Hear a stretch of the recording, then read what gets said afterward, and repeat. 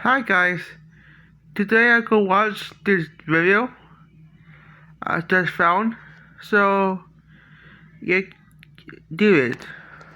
I can read minds. No, you can't. Yes, I can. This is really happening. It is really happening. Think of another number. Number 7. 7. My number's here. If one is right above bicycle. Wednesday. What's yours? Hello, Peggy. Hi everybody, and welcome back to the Willie St. Willie channel once again. And today we're here to talk about a cartoon series that I'm surprised has gotten as big as it has, because I saw it once upon a time here on old YouTube when this pilot dropped. And of course I'm talking about Hazbin Hotel. Okay, you theater kids, alright, sit back down. I know you love the show, but just keep it together, alright? Now, quick context for anyone who might not know, Hazbin Hotel is a popular adult animated series set in hell, created by Vivian Medrano. It follows the characters of Charlie Morningstar, the Princess of Hell, as she tries to rehabilitate sinners so they can ascend to heaven. It's colorful, it's campy, it's crude, musical theater energy, very fun, you know, like all of the drama kids love the shows, as you probably imagine. But here's the tension I've always felt with this show. See, I've always thought it could be a little bit creepier. I mean, when you think about it, even the characters themselves, like Charlie, who's the daughter of Lucifer, and Lilith, the first, corrupted human and the first fallen angel, and even Alistair, a fan favorite character, has bested lords of hell. These characters should be really uncomfortable to share a room with, very scary stuff. And that is exactly the kind of eeriness that Alkiri4 on TikTok has tapped into with this Hazbin Hotel biblically accurate horror rating we're going to be talking about. Now, I'm going to do my best to try to piece together the overarching story I believe Akira is trying to tell. Some of the posts are, frankly... Come on. Yes. Kind of just shitpost, so I don't know how much literary weight they're gonna have, but some of them are pretty obvious story entries that she takes from scenes of the show Hazbin Hotel, and some of which she just basically creates herself just with characters from the show. So I figured the best way to go over the story would be to just go by the new character designs and their variations, as that could make for a pretty easy breakdown and give you the idea of the universe, the biblically accurate versions that Akira has created. Comment below and tell me what your favorite Hazbin Hotel character is. I remember when I first saw the pilot, I thought Angel Dust was cool because she was all crude and funny and talked about sucking cock, and I thought that was pretty funny when I first saw it, so she's my favorite. He. Is it he? Yes, he. It's been a while since I watched it. Guys, I apologize if I mess up some details of the Hazbin Hotel lore. I have not seen all of the show. I kind of fell off from it, admittingly. But yeah, I did see a good bit of it, so I know the premise and a lot of the characters and all that. But I'm going to do my best here. So without further ado, let's get into it. First up on our chopping block is Charlie Morningstar, as she is the heart of this AU after all. The first glimpse we see of her is the scene that's recreated from the show where Baggy refuses to kill a child during an extermination and gets exiled and loses her wings along with one of her eyes and is found by Charlie. Now in the show, the moment is kind of sweet, it's kind of tender, something you really like, but well, in this it's a little bit more of a darker undertone. See, the vibe I took away from this is that Charlie is a lot more of an imposing figure. She tells Baggy that God has forsaken her, but not to worry. Everyone is welcome in hell. And the way it lands, it's not very comforting. It's almost like a very statement of ownership or a antichrist-like way of temptation. To me, it almost reads as if Charlie is imposing herself as this Christ-like savior figure, and that Baggy could follow her instead of God. And that's just kind of the vibe I get from it. Now, many commenters have pointed out that Charlie's design is almost that of like a satyr, which is a human-goat hybrid, which is kind of one of the oldest interpretations of what a demon actually looks like, with the horns. But my kind of vibe was she looks more like a Strigoi, almost vampiric-like. Basically, she reminds me of the Master in the Strain series, because most of it is a missing nose and just the weird, eerie eyes and the way the face is set up. But either way, very cool. I love Charlie's design. I feel like this is what a princess of hell would look like this evil, tempting twisted feminine figure that has a masked face and a real face underneath it. I thought that was really cool. Because there's the mask element of the presentation of what Charlie wants to give off, but then there's the more disturbing figure underneath it where her skin almost looks torched, and there's this otherwise macabre kind of smile that's still somewhat alluring but also creepy, and it also leaves a little bit to the imagination of what else she might evolve to look like, where she has this like fully, I guess, like enraged look where her face opens up and her eyes glow and her mouth opens, and that is like, I guess, almost like a banshee kind of design. That's kind of the vibe I was getting from that, a demonic banshee. However, yes, I do think the more middle ground disturbing design is just more effective because it doesn't reveal everything. And another element of this that makes it cool is the scene where Charlie first meets Alistair. The roles are kind of flipped because it's almost as if Alistair should be the one who's nervous about meeting Charlie versus the other way around, like it was in the show, where Charlie was kind of scared of him. Because now it seems as if this is genuinely what a princess figure of hell could be like, and she's not one to mess around with, so I kind of like the grotesque depiction of that. I like the vibe so far. Okay, Daddy likes. I'm a little giddy now. I do like this. It makes Charlie more of this tempting hell figure that it still has this horror side. Like when she appears to a man named David who is just committing a murder as some sort of sacrifice to Charlie herself, and then Charlie appears and tells him that he's done something really bad, but not to worry because she will help him. And it's probably not in the way that he expects, because this is probably going to get taken to the hotel hell, most likely. Like when I see this, I'm like, yeah, this is a lady who would run a hotel in hell to redeem people. This is a lady who would do that. Another thing I want to note, as I mentioned Baggy and Charlie's relationship, is that there's another scene in this AU that basically has this underlining tone of kind of sweetness, because Charlie is anxious about her appearance without her mask, and Baggy's like comforting her and telling her she doesn't see a monster. Hold on to that thought, because Akiri does a lot more with this kind of premise a little bit. All right, next up we have Alistair's redesign, who I mentioned previously. So obviously in the show he's stylish in this Art Deco, Great Gatsby, old sport kind of design. Has a very charming on the surface but disturbing underneath. Now in this version it leans hard into deer imagery that the original series already uses but never really fully committed to. He has an elongated neck, horns, and limbs all stretched out in a way that is very, very uncanny valley. He has the glowing eyes that are just completely empty, and also appears to have runes or symbols around him that almost play into a pagan or demonic vibe with his presence. And obviously he still bears the mark on his head where he was shot, be mistaken for a deer, like it was in the show. But now it almost plays into like a deeper meaning, because his appearance is more deer and Servine-like in a way. Even though Alistair is more disturbing in this version than I think the actual show, it's just funny seeing him be the nervous one around Charlie versus the other way around.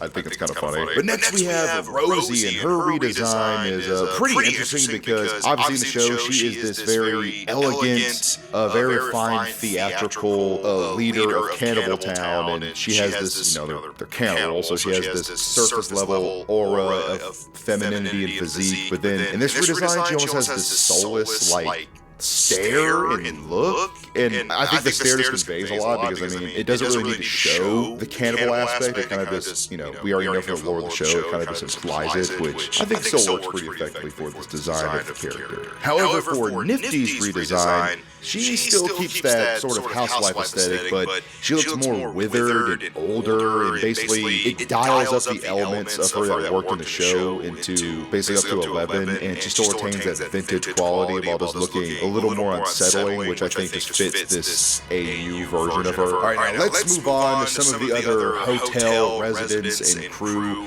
First up, we have Sir Pinchus, which his design doesn't really like change that much. It mostly stays the same. It's just that his figure is more humanoid, but he keeps like a snake tail, and his goggles move from like over his hat to actually like over his eyes. But for the most part, his design mostly stays the same, which kind of makes sense because I mean he was like a snake kind of guy, so I guess there's not really too much accuracy you can really change with this character, I guess. The same could pretty much be said for Angel Dust, which is, a fan favorite character for everyone. It's just that Angel Dust just looks more spider-like than, they do in the show, with their fangs more prominent, their eyes are more uncanny looking, almost like an actual spider, which, I mean, again, it fits the vibe of this more creepy, horror-accurate, biblically accurate AU, so, again, Chef's Kiss really like that a lot. Husko actually kind of looks better in this AU than in the show. They have more masculine, like attractive face. You know, I think that's just my opinion of it. You know. Now Lucifer, oh Lucy, might be my favorite redesign in this AU.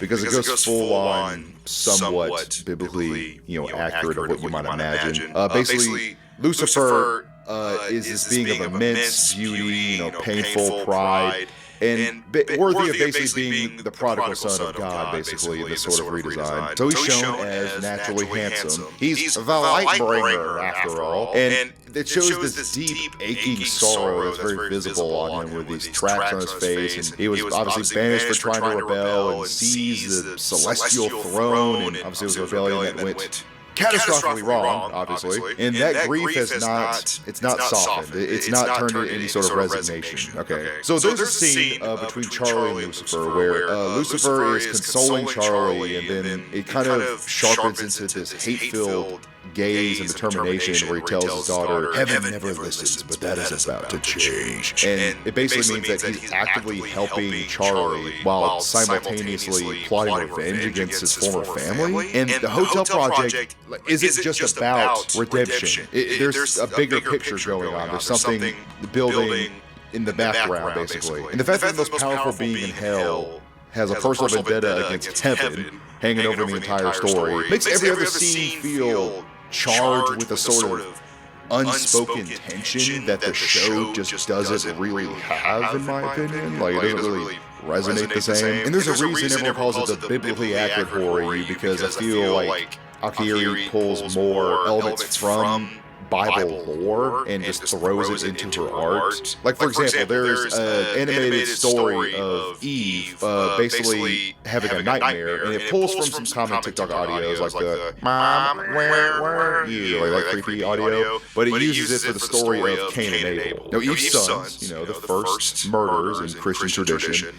Cain killing Abel, all that jazz, the story goes. Cain kills Abel out of jealousy and then is forced to bear the mark of Cain and this guilt. It's the tragedy of the first human death and a mother who had to endure it and live with it with the death of her son. Abel appears to Eve in this nightmare sequence with a bloodied head and asks her, "Where were you? You're supposed to protect me. Why didn't you save me?" Using the TikTok audio. But obviously it brings on a biblical meaning, which is kind of epic. I really like that a lot. It shivers my timbers really good. And to me, I think this kind of implies that the sinners and the demons are not the only ones who have to carry all this trauma and guilt. So does heaven. Heaven has this unspoken violence and grief that it has to come to terms with, but it just isn't. And I feel like that kind of adds more layers to the overall AU, which brings me to the perfect segue to discuss the angels and heaven in this horror AU. Because, to be honest, I feel like they're kind of creepier than the demons are, just because at least the demons are somewhat honest with what they are and how they project themselves, but heaven and the angels just are not. They still try to hide behind this veil of grace and serenity that they obviously just don't have, because they're just creepy monsters, basically. So obviously, in biblical lore, angels are designed to be terrifying to demons. They're supposed to be very physically imposing looking, so they're not going to be very seductive and beautiful and alluring like you would imagine in any medieval artistic depictions.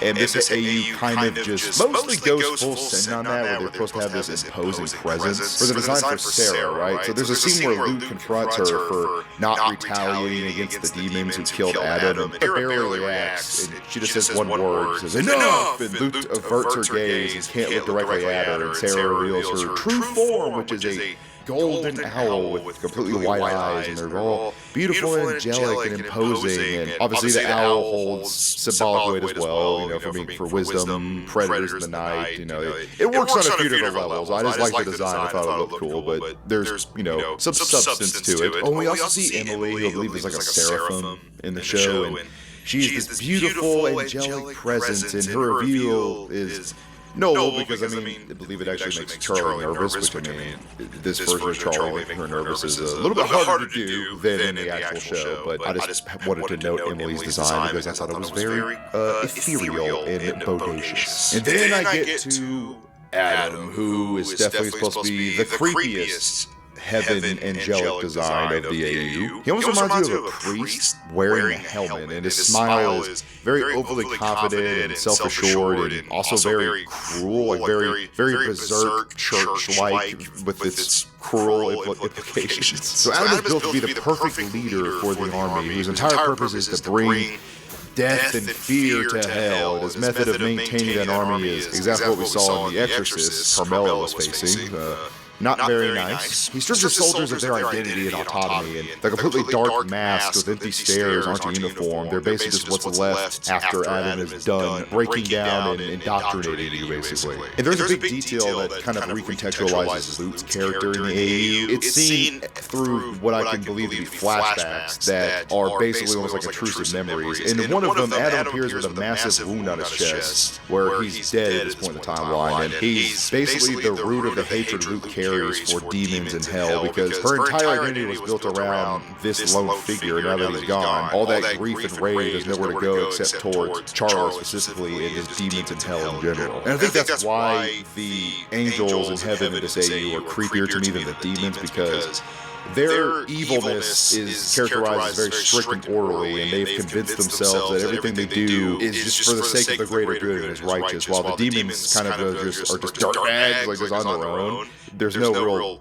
reason or order behind the chaos behind it, but for the angels, there is a purpose, and they're doing this for what they have convinced themselves are good reasons, basically. All right, now to circle back to the Charlie and Maggie relationship I mentioned previously, because that's kind of the heart of the AU. It's the sweetest, I guess, most popular element of it. But so basically, it's developed across multiple videos, and everyone seems to really like it. But there are mostly two videos in particular I wanted to address that she posted. It uses audio from Disney's The Hunchback of Notre Dame, and it uses the song Heaven's Light. And it frames moments in their relationship that show them strengthening their bond and making feelings very clear. And the second digs into Charlie's internal conflict and anxiety, basically. The internal conflict centers around Charlie's mask and whether or not she should show her true self or continue to hide. Should she keep hiding behind the more composed, frightening version of herself, or should she drop it and be more vulnerable, more true to herself? And the video also shows the rest of the hotel and the little family that she's managed to build in Hell Hotel. She looks at them with genuine love and care, and there's a flashback of Vaggie kissing Charlie. And as she's thinking about it, Charlie's like, oh, damn, girl. She's like blushing. She's like, oh, girl. Damn. Now, obviously, this is really sweet, and it shows an inner kindness within Charlie that, I mean, it's just like the original show, so that element definitely stays intact with this AU the original. And also, I feel like it's supposed to be really cheeky with their use of Heaven's Light, showing this demonic princess who can command fear from anyone, who is showing a sense of vulnerability and weakness that basically can be associated with, oh, she's choosing to be loved and love in return, rather than just shielding herself and being steadfast and cruel that a demon princess should be, and it's, you know, makes her more relatable and you can root for her. Like there's a hint of light underneath all that darkness, and I think that is the meaning that she was going for. I don't know, this isn't an English class, this is just my best interpretation of it, I don't know. And obviously Akiri is still working on and actively posting about this horror AU, and honestly, I just absolutely love it. It's very clear that she's a fan of Hazbin Hotel and a big fan of the source material. Just the raw passion behind a project like this is just so, it's always refreshing to see, because so many people will just be making stuff like this just to, I don't know, just for popularity or click's sake, and whenever you find a series that is so genuine like this, you just can't help but love it, even if it's not the greatest thing in the Wii in general. Also, Akiri, I noticed, is from Ukraine. He's Ukrainian. I don't know if he still lives there or not, but obviously it is a rough time to live in Ukraine right now. You know, it has been the past few years, but you know what I mean. It's just crazy for you to think about that in the middle of this country being invaded and occupied right now. There's a lone 20-something-year-old girl on her computer at her art station just making a Hazbin Hotel AU for just the love of the game and posting it on TikTok. That is just brings a tear to my eye. brings a tear to my eye. You know? There you have it, everybody. That is biblically accurate Hazbin Hotel Horror AU. Like I said, there wasn't like too much of the thematic analysis. I tried my best with it. I mostly just wanted a reason to talk about it. And please go and support the original creator. I'll leave a link in the description below. And for those of you who made it to the end, you know, your support always means the world to me and to everyone who bothers to watch all these videos, because you guys are the reasons I can even keep making more of these videos. So by you supporting me, you are by proxy supporting the other fans as well, when you think about it. So thank you guys as always for watching. Fuck me, dude. You don't hear it this whole time, and then you hear it at the end. Crazy. Thank you guys as always for watching. And just in case I don't see you again, stay safe and have a good one. Hope you guys like and subscribe to my channel. Bye. Here's a train. I live next door.